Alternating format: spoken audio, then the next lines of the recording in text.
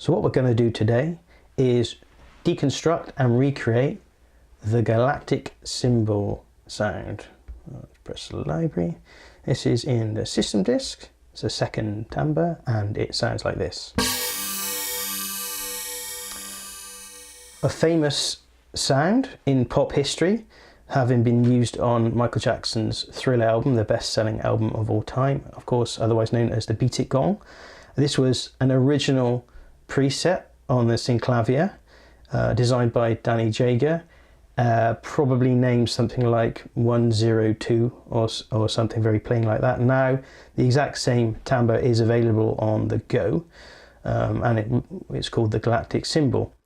The nice thing about Go and the way it's laid out is you can quite easily see all the parameters. There's nothing hidden, so we can start to look at this timbre. Let me just put that back. So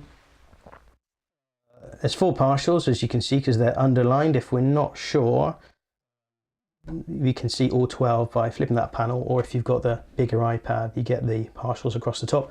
But originally, of course, Synclavier only had 4 partials. The Go has now 12, so we have more functionality. So I'm just going to leave it on that one, and we're going to listen to these partials. We're going to solo them. So that's just the first one. So you can see that the dominant one is the first partial. So let's take a look at that one. Let's take a look at the volume envelope. So there's no delay. There's no attack either, so the sound comes straight in. It decays for 38 milliseconds. So a longer release, so that 1.5 seconds release. Now the peak level is 100%. That's pretty normal for a volume envelope, and sustain is 100% also. So let's look at the FM quickly. Again, there's no delay. The attack happens over 147 milliseconds, and the decay is a little over 4 seconds. Release is 7 seconds. So what's happening now is that the FM component is taking longer to release than the main carrier waveform, or the main volume envelope. So the FM builds slightly slower and then decays a lot longer than the original, but we'll dive into that as we go through. We can look at the different harmonics here. So there's something interesting going on here, where more or less we're having, until we get to, I think there's 8 harmonics. There's nothing more, everything else is 0%. We don't need to look, because we know this is an original timbre, we don't really need to look at these ones, because in the original one, it just supported 1 harmonic coefficient for the modulator wave, but you can have up to 24 for the carrier wave. Again, another advantage of using Go now is that you can, if you want, get a very complex modulator wave, just as complex as your carrier wave. Let's look at the FM amount and the FM ratio. So the FM amount, these two combined, so there's a lot of FM on this one. You can tell it's an FM sound. FM ratio around 3.5, and that's very key.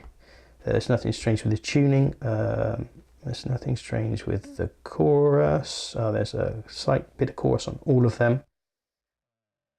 Okay, there's nothing strange with the panning on this one either. And I believe there's no vibrato or anything crazy like that. So we could look at all of these parameters, and we could certainly look at that for all. But let's start to recreate this, and we'll see how easy it is and how close we can get. So let's start with, as I normally do, with a sine wave. Okay, there you hear a sine wave. And we're going to start to build that up. So I guess the most sensible thing to do is to change the envelopes, and to get them into shape the sound first of all, and then we'll make the sound more complicated. So let's start to break this down. Let's look at the volume envelope to start with. There was no delay or attack, but there was a decay on the Galactic Cymbal of 38 milliseconds. Let's go 38, perfect. If we want to, we can actually look at the relevant tool page, comes up when you press the question mark, and we can see the volume envelope at the same time. So we know what we're doing. We're changing the decay here, and then the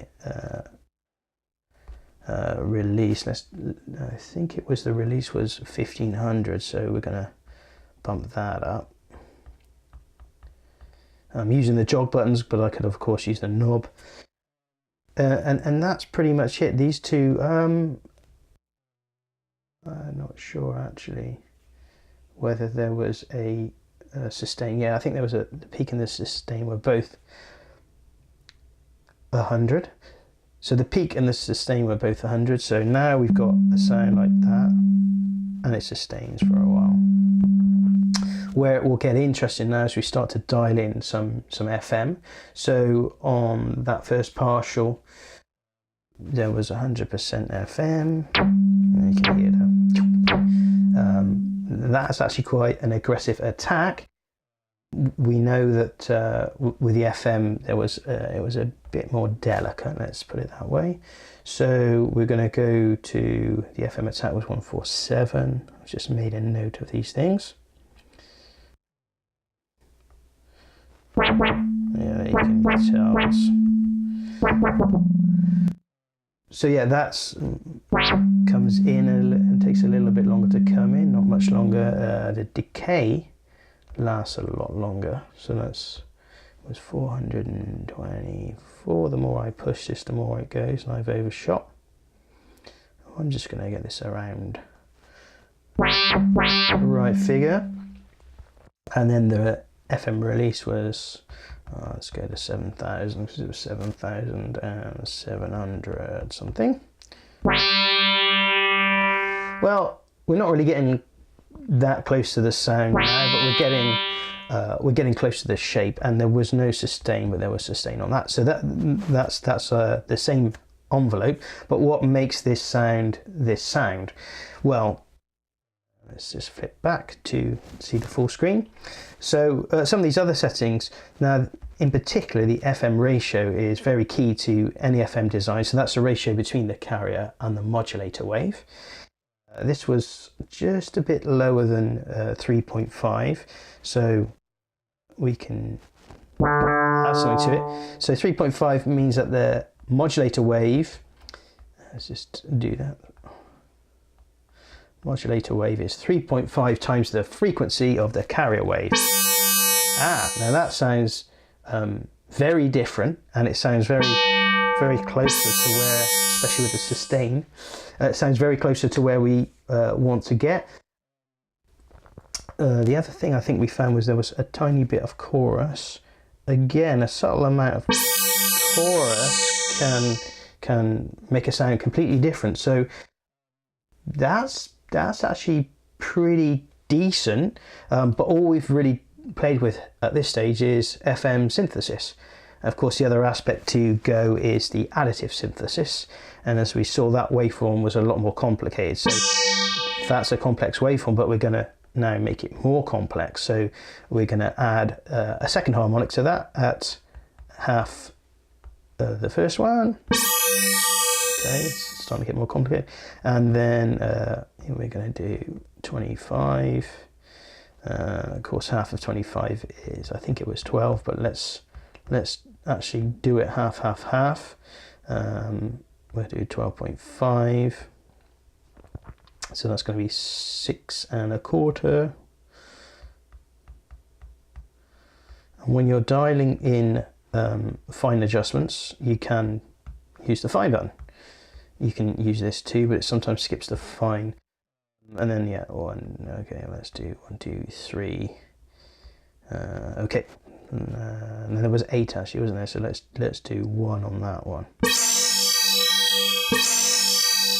More components in there, and a lot closer to that sound. Now, if we want to sort of A and B this, let's just save that sound somewhere. So I haven't actually got a workspace, so I'm going to create a new one. We'll call it test, and we'll change the name so I know what it is. Let's call it Galactic Work in Progress. I know what that is. So we're going to save that in an empty bank, in an empty timbre. And we can go to our preset library, and it's still doink there, so it sounds like that. And there's a lot more going on. We've got 4 partials instead of 2, so I could just copy the first 2 of these partials into memory, and then I could go back to mine, and in the second one I'll just paste that, and we'll call it 2 partials. So that's the first 2 partials, which are the dominant partials. I'm going to save it in that slot, and now I can kind of more easily A and B that between that. Pretty darn close. So let's start to fill in the blanks with partial 2. I'm going to solo it so I can just hear that one partial. In fact, first of all, I'm going to make it even easier and copy all the details from partial 1 into partial 2. You've got to be careful when you copy that you're going to the right destination. You don't want to overwrite it, but we can just see that, yeah, it's the same. Right now it's going to sound exactly the same. But so we know that the decay was twice as much on this partial. So let's go up to around 80. It sounds slightly different, and those waveforms are going to be slightly askew from each other, so that it's going to already sound more complex. So I'm going to change the FM ratio just slightly. That's probably enough. Again, it's quite sensitive to changes, so let's save what we've got there, and we'll just overwrite the initial one.